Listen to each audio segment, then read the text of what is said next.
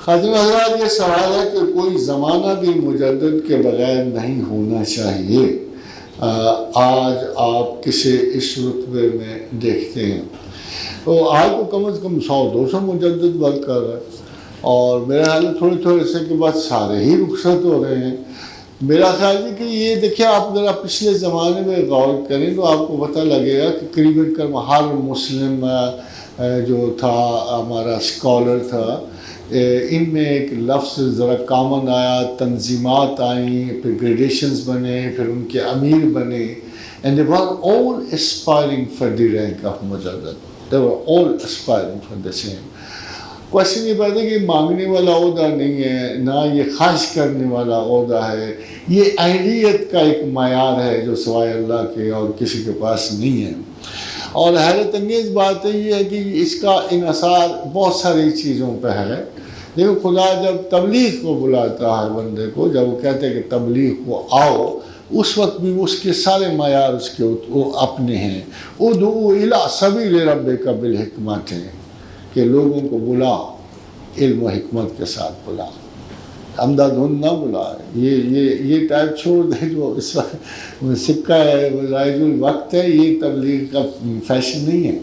اللہ کے ہاں ادعو الی سبیل ربک بالحکمت ہے، اگر لوگوں کو تم نے اللہ کی طرف بلانا ہے تو علم و حکمت سے بلا، وبالموعظۃ الحسنۃ، اور تیرا کلام بھی خوبصورت ہونا چاہیے، تیرا انداز بھی خوبصورت، تیری بات بھی حسین ہونی چاہیے۔ اللہ میاں آپ بہت بڑا ایستھیٹ ہے،